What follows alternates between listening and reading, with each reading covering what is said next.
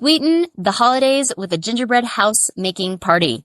The holidays can be a lot of work and a lot of extra expenses.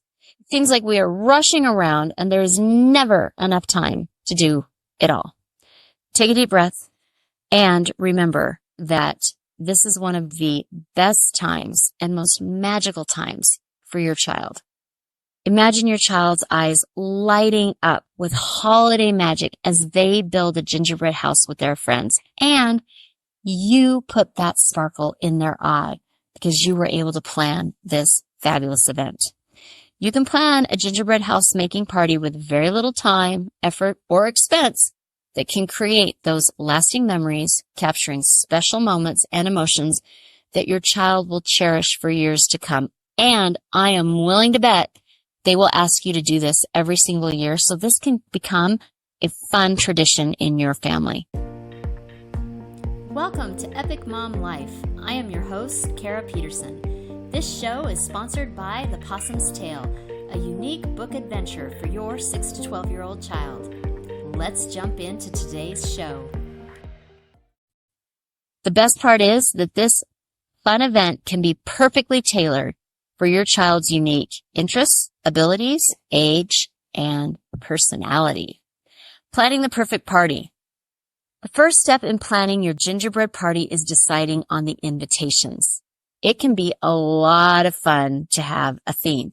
So you can sit down with your child and you can think of fun holiday themes or winter themes, or if you want to save a lot of money, head to the dollar store and look at their holiday invites, if they have invite cards already set up, and then look at the themes on those cards. And then you can match the themes on the cheap dollar store cards to whatever decor you're going to do for your gingerbread party.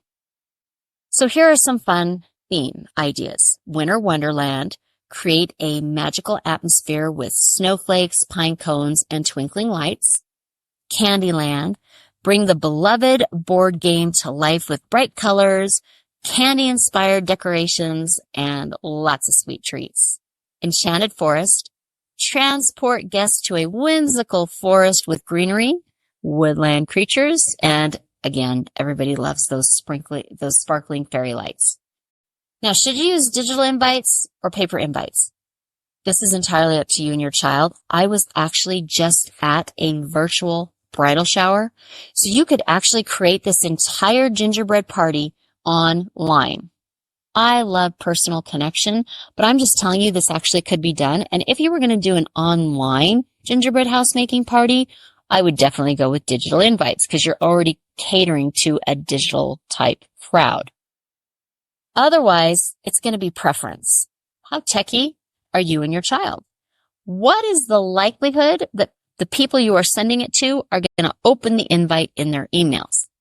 Which method is going to get a higher RSVP rate? These are all questions that are going to be dependent on the audience that you are inviting. Preparing for the big day, the big decision you need to make. What will the party look like? You're thinking it's going to look like a gingerbread house making party, but actually there's two different kinds of gingerbread house making parties you can do. You can have all of the kids together decorate one house, or you can have them each decorate their own house. So, what are the pros of having each child make their own gingerbread house? Well, each child gets to create in their own way. The house truly reflects them. Children may also be more engaged because they are actively always working on their own house. They don't have to talk to other kids to decide how that will happen. There can also be a gingerbread open house tour for friends and family when they are all done, where kids can show off their creations. If you want, you can have awards. If you do this, I would do goofy awards that actually they don't really mean anything, because you don't want to set one child against another, like the best or the coolest because this would ruin the holiday spirit. At the end of the party, each guest gets to take home something because they're taking home their own gingerbread house. The cons of having each child make their own gingerbread house. It could possibly cost more because you will be having each child make their own. you would need to supply houses and more candies and icing. However, if you have the children make the classic graham cracker gingerbread house, then it cuts down significantly on expenses. It is possible children may lose interest as it will take longer. The pros of having the children create one gingerbread house. Expense. It should cost less as there is only one house and you only need to do decorations and icing for that one house. But again, this is dependent upon the type of kit and how many graham crackers you need to buy if you decide to use those for individual houses. So this is me assuming that if you're doing one house, you're going to do a bigger house and you're going to get a kit. So those kits can cost a lot of money.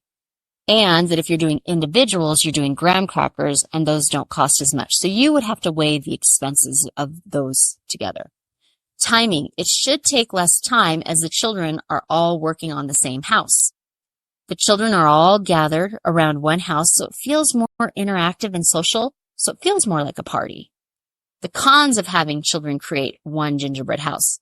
While I love collaboration, it can really be hard sometimes because there may be a child whose voice just doesn't get heard.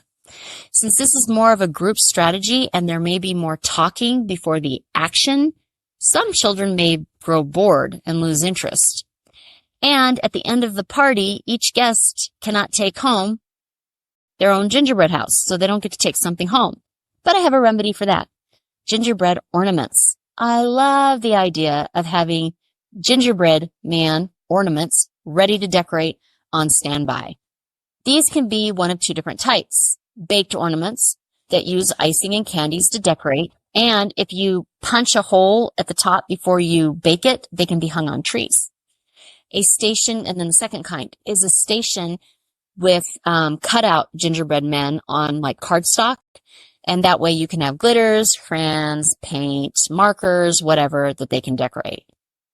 This is a fabulous solution to children who may be listless or growing bored, and then they can just go decorate an ornament, so you have something for those kids to do. Everyone gets to take something home if you're having them all do one great big house. And what if, and I am so not a fan of this at all, and I will probably write a whole nother blog about this topic alone.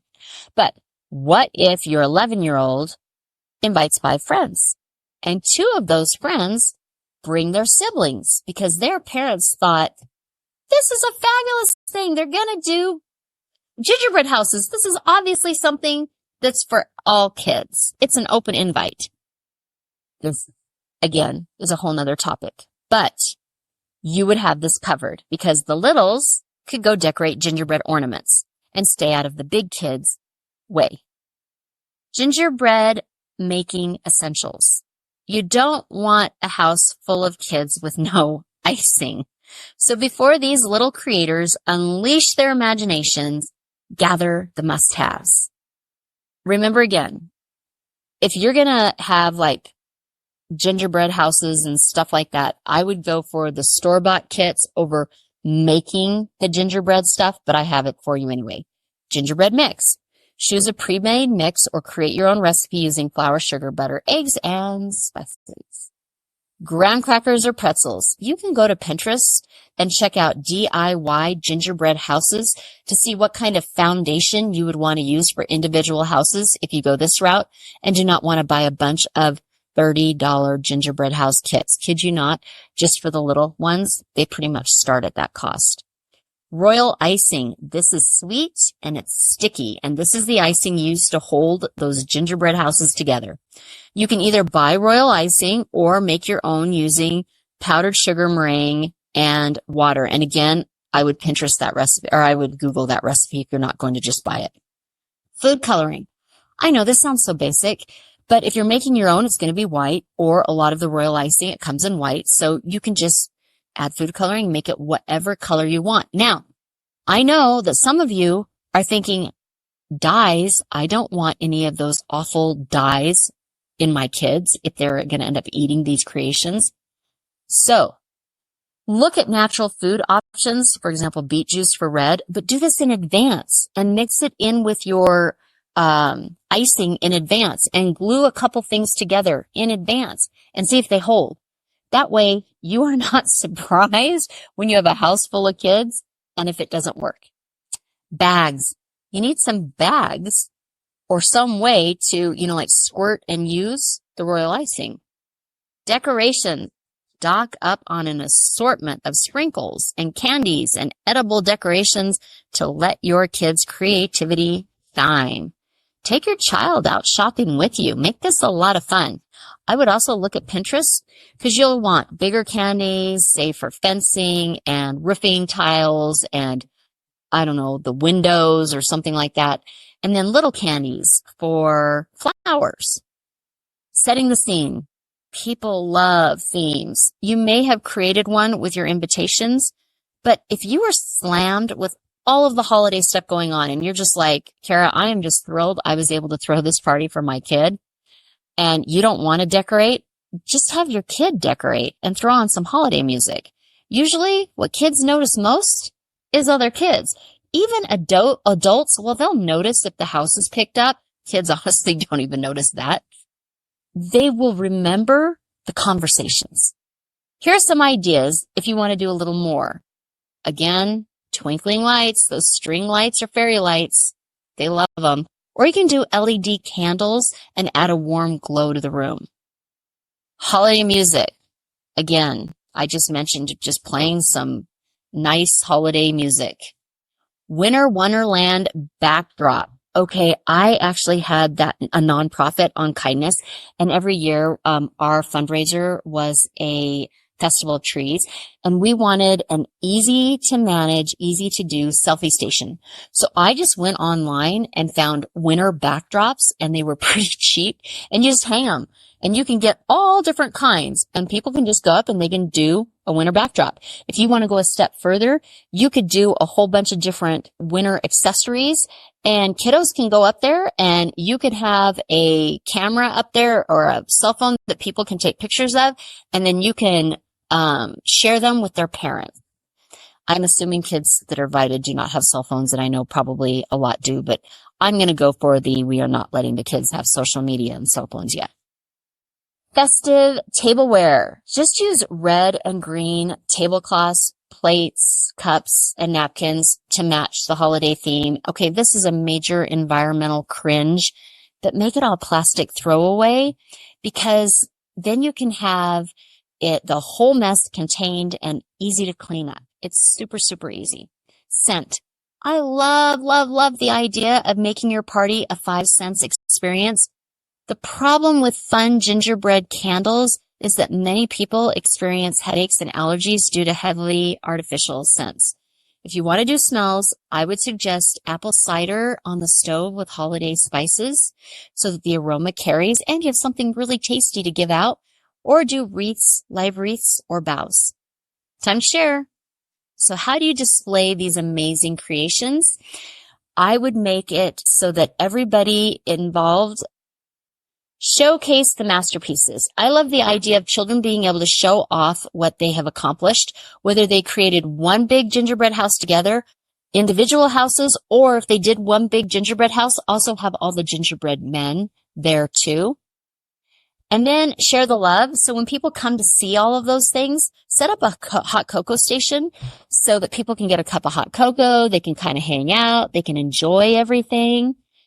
Photograph the creations. So capture the moment by taking photos of all of the gingerbread creations with the whole group, and then with each individual with their creation. As parents, we're always looking for special ways to connect with our kids. We want to give them experiences that really make them feel special. Giving gifts is great, but memories, now those last forever. And what holiday experience could be better than a really fun gingerbread house making party? The memories will last long after the holiday season is over. The children's quote for this week is, "No, not the buttons, not my gumdrop buttons." Gingerbread Man in Shrek. If you are hearing this message, you've listened to the entire episode, and for that, I want to send you a huge thank you. Please leave me a comment or review and share with other moms you know. Get in touch in the comments or on Kara's social media networks. See you next week for a new episode.